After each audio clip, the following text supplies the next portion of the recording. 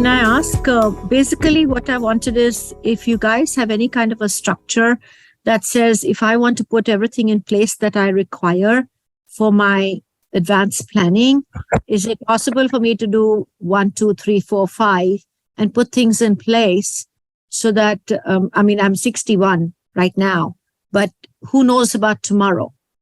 So taking your point seriously, do you have some kind of a structure or list of what I need to put in place? I have done my trust. I have done my living trust and will. The medical directive, I think, is part of that. So that's in place. But my funny question, or maybe it's serious, I live on my own. I live by myself. So how would I, as a person who is not living with somebody else in the house, know that my regular forgetfulness is not just the normal forgetfulness, but it's also an onset of something? Yeah, I'll take that question. And Anina, it's a great question. And there's a huge spectrum from start to finish. But I think to sum it up, advanced directives is something that would be very, very important for you to work on. And when I say advanced directive, you already have a living will and you will already have your medical directives in there. But Correct. It's not just enough to say that I don't want to be resuscitated or I want to be resuscitated. There's a huge questions that you will find in advanced directive. What is a good day like for you? Because there's a lot of shades of gray. Exactly. Life and death. There is in between where if I'm not able to take care of myself, if I am cognitively not alert, what would I like my loved ones to do for me? And if I can physically not take care of myself, what would I like happening? And especially living alone, I think, and assigning a person who could speak on your behalf. Now, assigning a person without knowing that this person is going to speak on your behalf is going to be a good agent for you, or are they going to impose their belief system? And you may appoint me as your decision maker, and I say, well, I feel you should not be on machines at all. Whereas your feeling may be, I do want to try for some period of time. So it's not about me, it's about you and your belief Following system. my wishes. That's right. So these are your proxies who will follow exactly. But then when you don't lay out these line in the sand or what's my bottom line is, it is a very, very difficult task for anybody to make those decisions for you because it's a huge responsibility. I have to live with myself when I have made a decision for you. So that's why we always say it's a gift that you give to anybody who's going to be making decisions for you, to give and answer those questions. What is a good day like for me? What do I enjoy doing? What is most meaningful? So in effect of that, the medical directive that you're asking to put in place has those kinds of questions that I can complete and put my personal needs and wants into place for whoever is then going to take charge of me when I go cuckoo. That's right. An advanced directive will actually also name that person. And then that gives us authority as medical professionals to call that person, even if you were not able to speak for yourself. And let's say if you did not have that person in place and you were admitted to the hospital and you were confused, I would not have permission to talk to anybody. And this happens more often than not. I'm sure. Yeah. That's why when you guys were talking, for me, it was more about getting a structure in place to figure out what do I need to put in place to make sure that, God forbid, if something does happen tomorrow, then the person that I've said can do XYZ for me based on what my wants and needs are.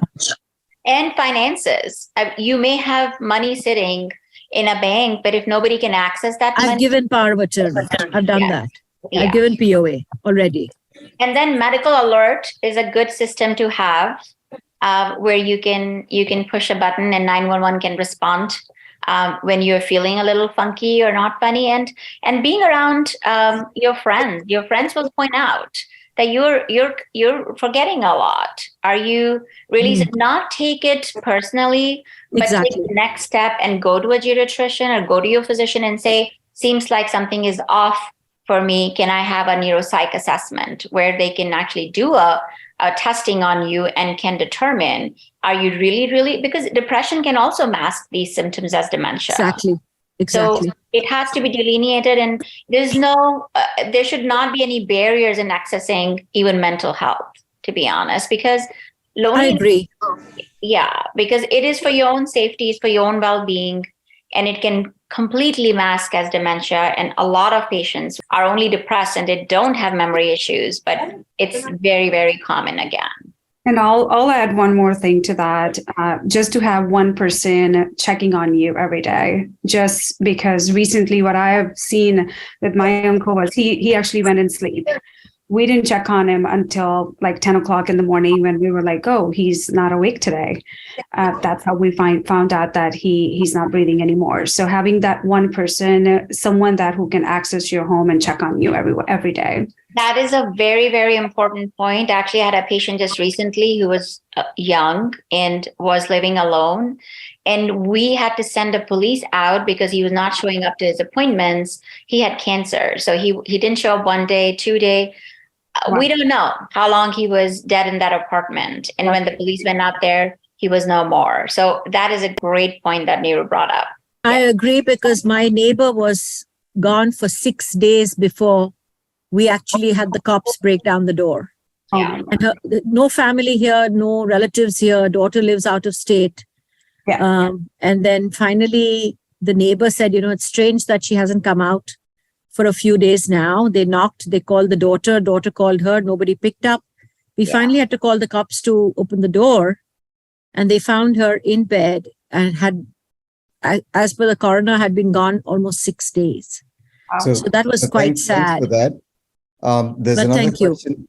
There's another question on in the chat from Ram.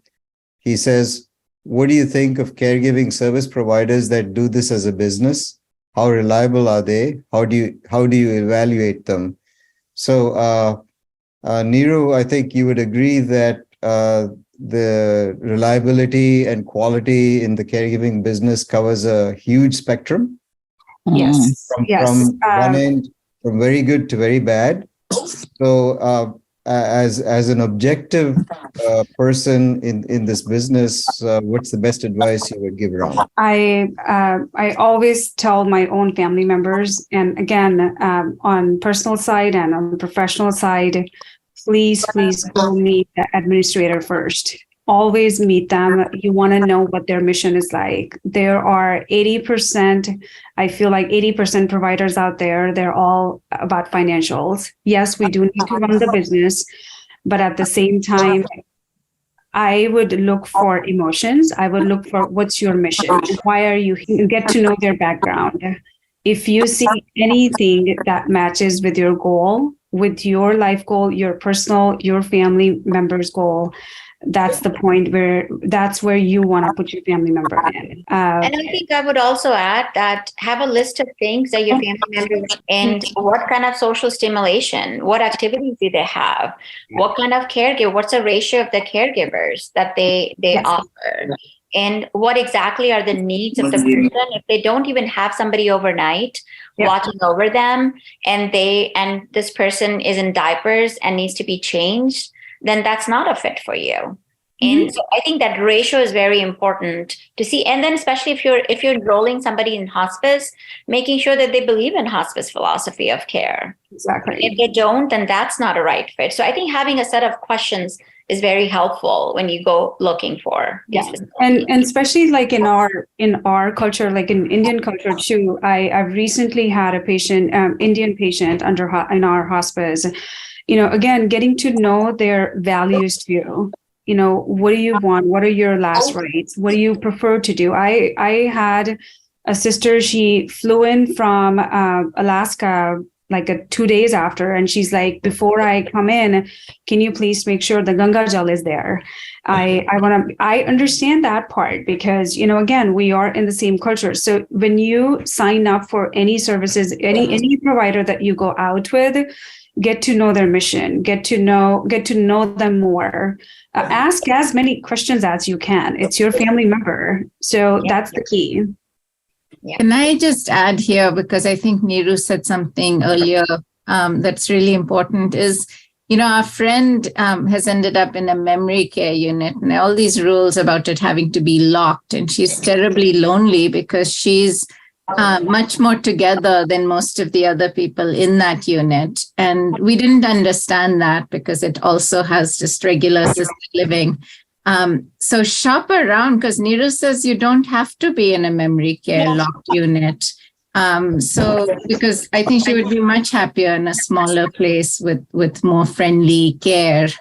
Where people can visit you, you can have some commotion, some activities that you can do.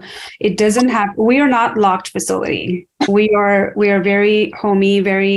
We do need to keep them safe. We do have cameras all around in the common areas. We do need to keep an eye on who's going in and out, who's coming to meet them. We do have sign-in, sign-out sheets, but not that we are locking the residents in. But yes, there are patients as they progress with their disease that they have to be in a locked memory care.